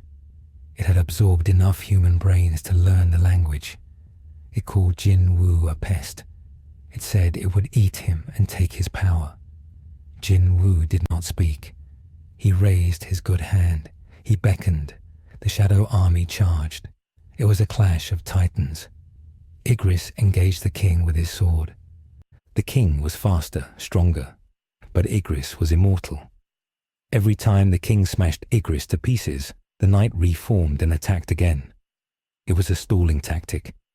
Jin Woo rushed to the fallen hunters. He checked Baek, alive. He checked Choi, alive. He looked at Min Byung-yu. The healer was dead. His head was gone. There was no saving him. Jin Woo felt a cold rage, a precise surgical anger. He turned to the fight. The Ant King was annoyed. It realized the shadows could not be killed. It changed tactics. It flew up, avoiding Igris, and dove at Jin Woo. It moved at the speed of sound. Jin Woo did not dodge. He used the ruler's authority. He grabbed the king with an invisible hand and slammed it into the floor. He jumped on top of it. He began to punch. Left, right, left. His fists were reinforced with mana. The king's exoskeleton cracked. Green blood sprayed. The king shrieked and kicked Jin Woo off. They separated. The king looked at its cracked armor. It was confused. It was the apex predator. How could a human hurt it? Then the sky broke open. Not from a gate, but from a man.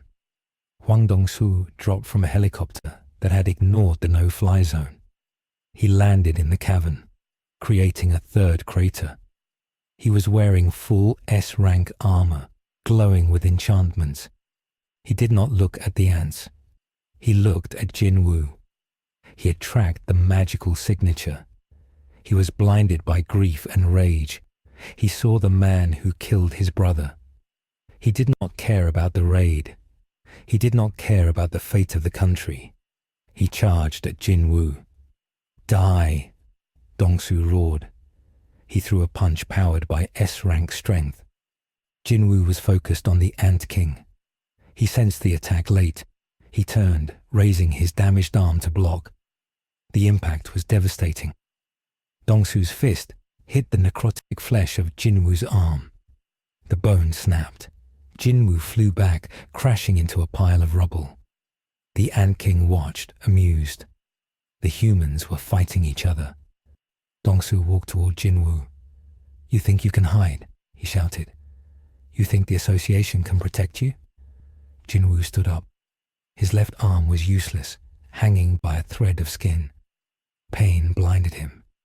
"You fool," Jin Woo rasped. "Look around you." Dongsu didn't look. He prepared another attack. The Ant King saw an opening. It lunged at Dongsu. The S-rank tank turned at the last second. The king's claw raked across Dongsu's chest, ripping through the enchanted armor and carving deep gashes in his flesh. Dongsu screamed.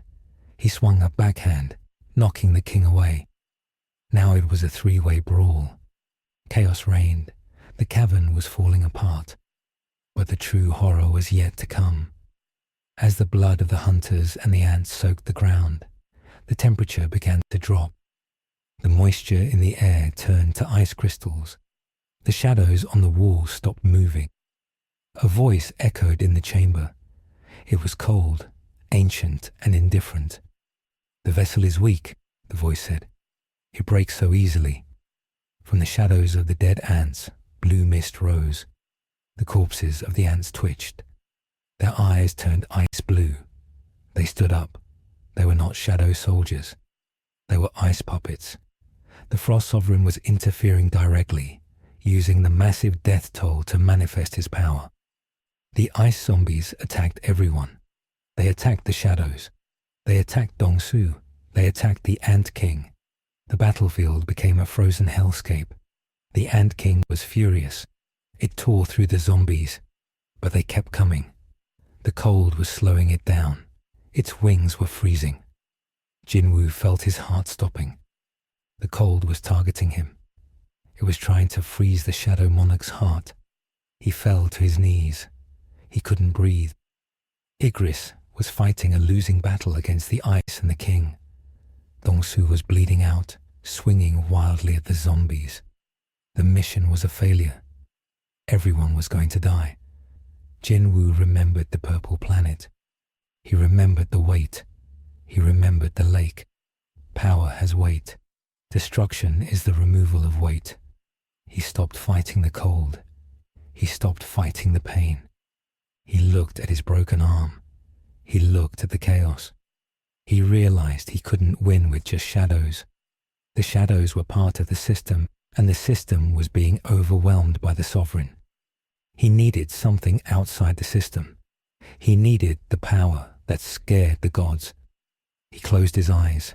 He found the door to the Black Heart. He didn't open it. He found the other door. The door WHIS had installed.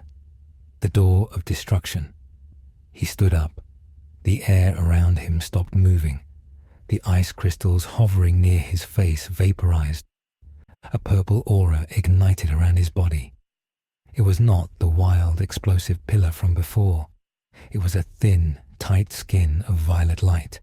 It hummed like a high-tension wire. His broken arm didn't heal, but the pain vanished. The nerves were deadened by the energy. He looked at the Ant King. He looked at Dongsu. He looked at the ice zombies. "Hakai," he whispered. He vanished. He didn't move fast. He simply erased the space between him and the Ant King. He appeared directly in front of the beast. The king struck. Jin Woo didn't block. He caught the claw. The violet light touched the king's carapace. There was no sound of impact. The king's arm simply turned to dust. It disintegrated. The king stared at its missing limb. It felt fear. True, primal fear. It tried to fly. Jin Woo grabbed its wing. The wing dissolved into purple particles. The king fell. Jin Woo placed his hand on the Ant King's chest. "You are too loud," Jin Woo said. He released the energy. A sphere of purple void expanded from his palm. It consumed the Ant King's torso. The beast didn't even have time to scream. It was erased from existence. Only its head and legs remained, falling to the floor with a wet thud. The strongest monster in history was gone in 3 seconds. Hwang Dong-soo froze. He saw what happened. His hunter instincts told him to run. This was not a hunter. This was a catastrophe. But his pride held him in place. What are you?" he stammered. Jin Woo turned to him. The purple aura was eating Jin Woo's clothes. It was eating his skin. His face was cracking like porcelain. The cost of using Hakai without a god's body was self-destruction. "I am the cleaner," Jin Woo said. He pointed a finger at Dong-soo. He didn't want to kill him. He wanted to stop him. He fired a tiny bullet of destruction energy. It hit Dong-soo's knee. The knee vanished. Dong-soo fell, screaming. He was crippled for life. S-rank healing could not fix what did not exist. The ice zombies stopped moving. The presence of the Frost Sovereign recoiled. The destruction energy was anathema to the monarchs.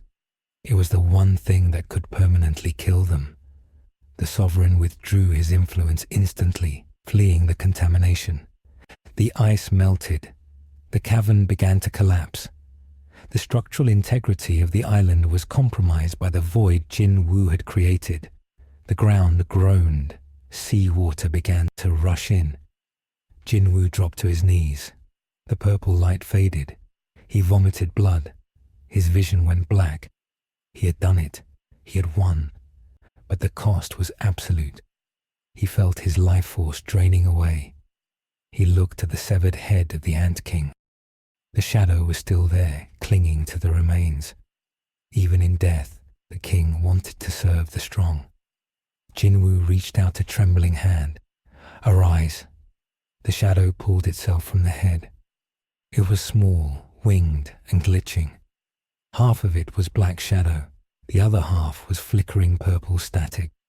The corruption of the destruction energy had infected the shadow. It knelt. It spoke in a voice that sounded like 2 voices overlapping. "My liege." Jin Woo fell forward. Igris caught him. The loyal knight held his master. Jin Woo looked at the surviving hunters. Cha Ha-in was staring at him with horror. She didn't see a savior. She saw a monster that had erased the king with a touch. She saw the void. Jin Woo wanted to tell her it was okay. He wanted to say he was human, but he couldn't speak. The darkness took him. Outside, the storm cleared. The sun broke through. The Korean Navy ships approached the island. They expected to find corpses. Instead, they found the island half sunk, a massive crater in the center that looked like a bite mark from God. They found the survivors huddled on the beach. And they found Sung Jin Woo, unconscious, his skin covered in purple cracks, surrounded by an army of shadows that watched the humans with hostile eyes. The camera drones from the news helicopters zoomed in. They broadcast the image to the world. The image of the man who killed the ants. The image of the man who crippled the American S-rank. The world did not cheer. The world went silent. They realized that the balance of power had shifted. Nations didn't matter anymore. Guilds didn't matter. There was now a power that could delete matter, and it belonged to a college dropout from Seoul.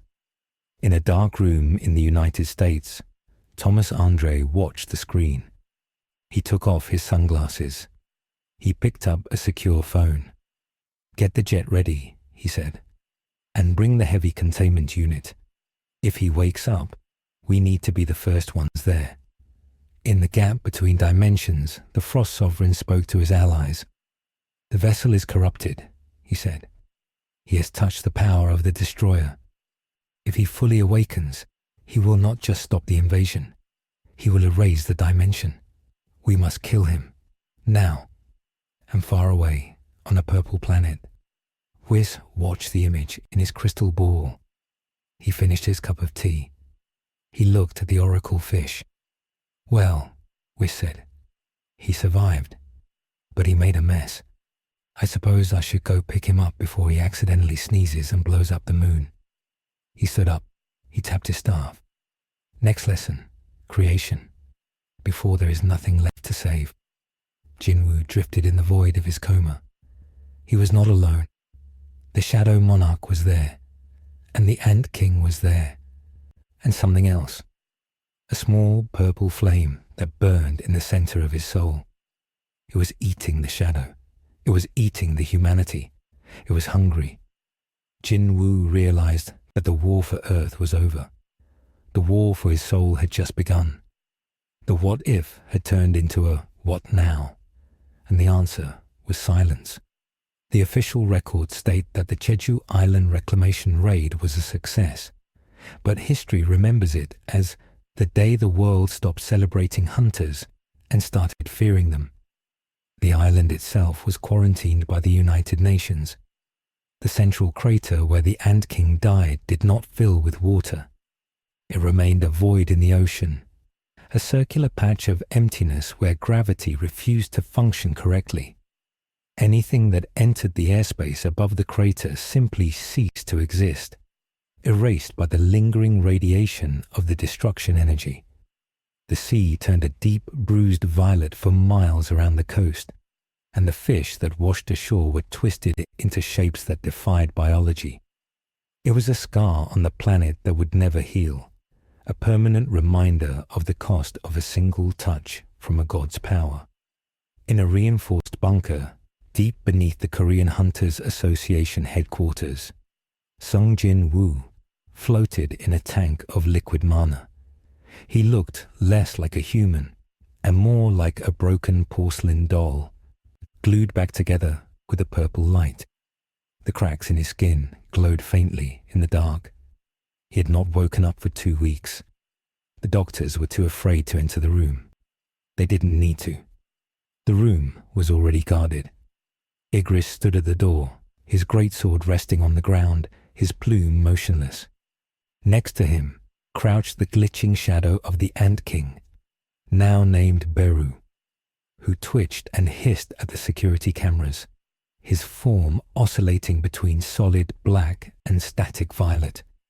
The shadows did not allow anyone to approach the tank. They fed on the mana of the facility, growing stronger, waiting for their liege to open his eyes. Upstairs, the political world was in meltdown. Thomas Andre had parked his private fleet of jets at Incheon Airport, refusing to leave until he secured custody of the living weapon. The Chinese and Japanese governments were demanding international oversight. They argued that a man who could delete matter was too dangerous to be left in the hands of a small nation. But Go Gun-hee sat in his office and refused them all. He held the line not because he had the power to stop them, but because he knew the truth. He knew that if they tried to move Jin Woo, the shadows would slaughter them. He had seen the look in Igris's eyes. It was not the look of a monster. It was the look of a royal guard protecting a sleeping emperor. High above the atmosphere, the cracks in the dimensional wall were widening. The use of Hakai had weakened the fabric of the universe. The beacon was lit. The monarchs were no longer sending pawns. They were preparing their vessels. The Frost Sovereign had retreated, but only to gather the others. The Beast Monarch, the Plague Monarch, and the Iron Body Monarch were moving toward Earth. They sensed the threat. The Shadow Monarch was no longer just a rival. He was a cancer that threatened to consume the board itself. In the silence of the void, Jin Woo dreamed. He dreamed of a dragon made of stars and a man with blue skin who smiled while the world burned. He felt the hunger of the destruction energy eating away at his humanity, replacing his memories with the cold logic of a destroyer. He reached out in the darkness for his mother's face, but the image was blurry. The price of power was identity. As the monitors in the bunker beeped a slow, steady rhythm, a single notification window appeared in the air inside the tank, unseen by anyone. It was not from the system. It was a message from the angel. It read simply, "Lesson 2 begins upon waking. Survive."